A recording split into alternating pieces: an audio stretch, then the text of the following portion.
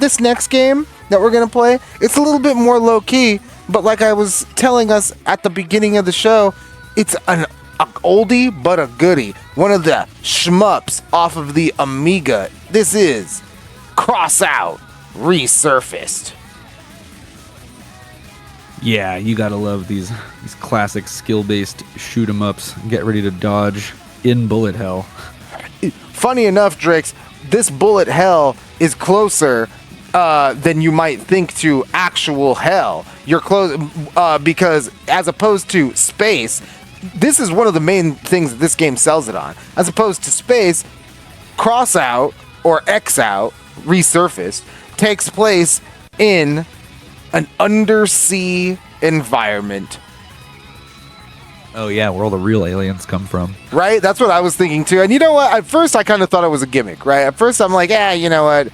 Undersea is just get like a shmup, right? And you know what? When wet R-Type. Right, yeah, seriously. But you know what? It really does shine in the moment-to-moment gameplay when you're playing it. So it might not seem like much as you're watching the game, but honestly, this is one of the most fun experiences I've had with a shmup in a really, really long time. It's really, really a fun game. This game is tough. This game is it tests not just how much you can dodge the bullets, but the environment also plays a huge part. Because, Drix, if you touch a wall, you just die. That's it. Yeah.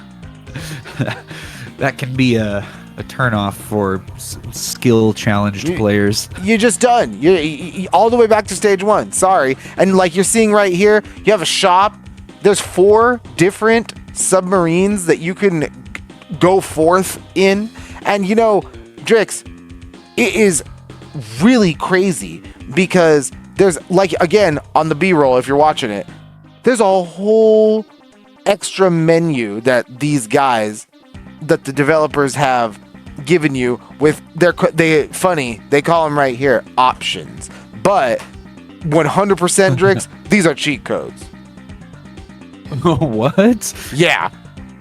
You go into the quote-unquote trainer menu, cheat code menu, and turn on your options, cheat codes. You don't even, I won't even, like, the game doesn't even, it might, like, play cute with it in the menus, but Drix, you play one game with one of these quote-unquote options on, it calls you out. It says cheater. It gives you the achievement or trophy. Take it, pick your flavor.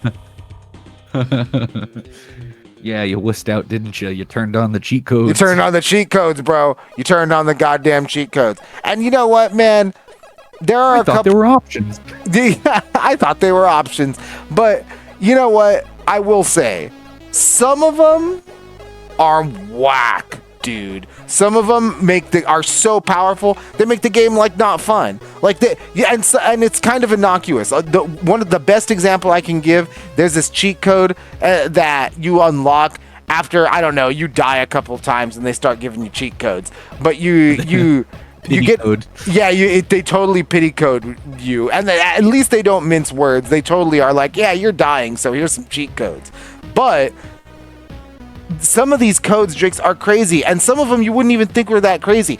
One of them, you just start off with a bunch of extra credits that you could spend in the shop, and first you're like, whatever, bunch of extra credits. You start off with a decent amount. You can start off with like the second tier of ship in like the second loadout of it, and it's a pretty strong ship.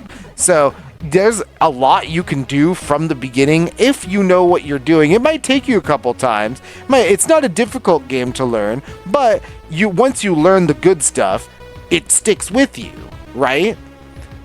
Yeah. So actually, this like a real submarine. You hit a wall, it implodes. Exactly. But some of these cheats, man, this bunch of money at the start cheat, not cool. It makes it so that you can make the best ship possible and have some left over. Oh, well, all right then. Yeah. I mean, it might be fun to some people. So, like, yeah, that's unfortunately, one of the most fun parts about the game is exploring. You're seeing it on the B-roll right now, exploring all these huge amounts of customization options. Drix, there's like 8 different kinds of satellites, these little drones that follow you and shoot and do different things. Some of them, spin around a certain area. Some of them mirror what you're doing. Some of them try to lock in on the nearest target and just start shooting at them when you shoot at them. There's a lot of these things that you can do, and there's a lot of fun to be had in exploring all the different types of builds that you can make when you're forced to adapt to all these different situations. You don't know, like, you never know, like, literally the final ship, the final submarine has a build that says this is the most powerful submarine in the game. Just flat out tells you, huh? Just flat out tells you. So you could pick that, and it just gives you, and for what it's worth, it is a good build, but it is very powerful. You just hold down the shoot button and you pretty much just mow through the game. Some of that's not to say not all of these cheats are like that. Some of the cheats, this might sound bad, but the cheat that allows you to hit a wall and not die. It takes all the fun out of it, huh? No, that one actually is good because it's not like you just don't take damage. You still take a shitload of damage. If you hit a wall with low life, I would say like less than half your life. If you hit a wall with less than half your life, even with the cheat code on, you're gonna die.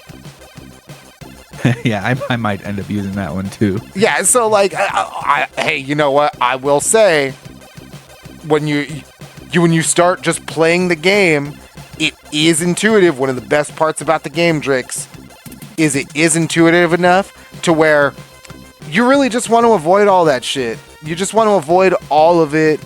You learn, the game is good at teaching you, just avoid all of it, because it's unlike a lot of other shmups where you're dodging these crazy bullet hell scenarios, right? Where there's just crazy amounts of bullets on the screen with dodging enemies that like may or may not stay on the screen even most of the time, Yeah. Like in Crossout, it's a lot more about avoiding the environment.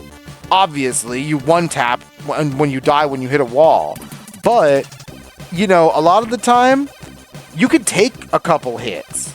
There's a shield that you can buy in the shop, like that can make you invulnerable for a set amount of time. There are things that you can do and measures you can take.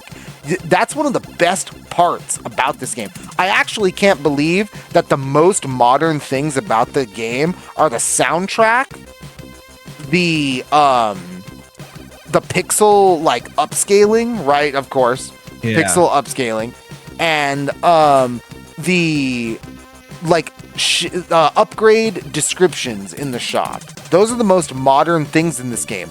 All the upgrades and everything else that was also pre-built ships. All the ships, upgrades for the ships, all that existed before in the Amiga version of the game. Yeah, wow, for a shoot 'em up. A lot of shoot 'em ups came out around that time. 1990, the original one. Dang, yeah, that's all the menus and stuff and all the customization upgrades. That feels pretty ahead of its time. Definitely doesn't feel as 1990 as it could. I was absolutely blown away by the only slight modernizations that are in Crossout Resurfaced. It is truly one of those games, if you're a retro gaming fan, if you're a fan of shmups, if you love this style of game, it's perfect. You should just go out and play it. I will say, it's a little on the pricier side. Normally when I want a game, I really just don't let the price get to me. But I will say, even though this has a 2-player mode, and even though when you beat the game, you can play it again inverted, which is really cool, it's a $30 price tag. And yeah, it's not like these other remasters that end up being $25, $20. Nah, there's a lot And there's a lot to it. There's a lot to the $30. I'm not saying it's not worth $30 because there's a ton of nice quality of life changes. Plus the 2-player mode is kind of fun. And the reverse mirror mode, again, one of those things that I didn't really think much of. Because you beat this game, there's only 8 levels, but those 8 levels are tough. I think it took me like 8-9 hours to beat this game. Oh man, yeah, that's a good day's playing right there. Yeah, I had to really clock in. And then you do the mirror mode, and it's like, whoa, you think, oh man, it's just like, whatever, here it comes. No, dude, you literally scroll to the left. Oh, nobody's used to that. Nobody will see that coming. It's really cool. Yeah, it might seem innocuous, but you start playing it. That's one of the things about this game. This game is so innocuous. I didn't think much about this game when I got the review code. Honestly, I was like, you know what? A shmup. I enjoy shmups. Whatever. Retro remake, whatever. No, dude. This game, you start playing it and you're like, huh. Wow, this is really, you just get grabbed by it. And if you are a retro game fan, this hits on all cylinders. I had no idea that I would have as much fun with this game as I had. So, Drix, I'm giving Crossout Resurfaced a 4 out of 5 as well. Because honestly, for $30, you're getting a lot of bang. You got 2-player mode, you got mirror mode, you have a game that, for its credit, is way ahead of its time. Again, only the main modernizations for the game are sprite upscaling, a new soundtrack, and descriptions to the upgrades and the ships that exist in the shops. Drix, I don't know how you could play this game without the descriptions. You're just throwing spaghetti at the wall at that point. It's pretty wild. Like buying upgrades and seeing what works. Yeah, it's pretty crazy with the amount of upgrades. 8 different drones. There's like 4 or 5 different kinds of bombs. You can there's like 3 different side arms, I guess. Yeah, side weapons that you can switch between on the fly while you're playing the game. Your ship can go into 4 different speeds, so you can be bobbing and weaving, or you can just slow it all down. Wow. Yeah, it's pretty advanced for a shoot 'em up. From 1990, I'll say so. So again, yeah, 4 out of 5 from me. Crossout X. If you look at the trailer and you don't mind a game with just a little bit of a learning curve, you kind of got to stick with Crossout X or Crossout Resurfaced, X out Resurfaced.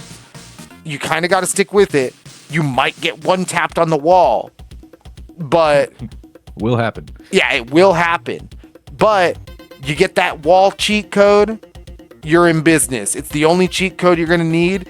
Even if you hit the wall, you might not survive, even with the cheat code on.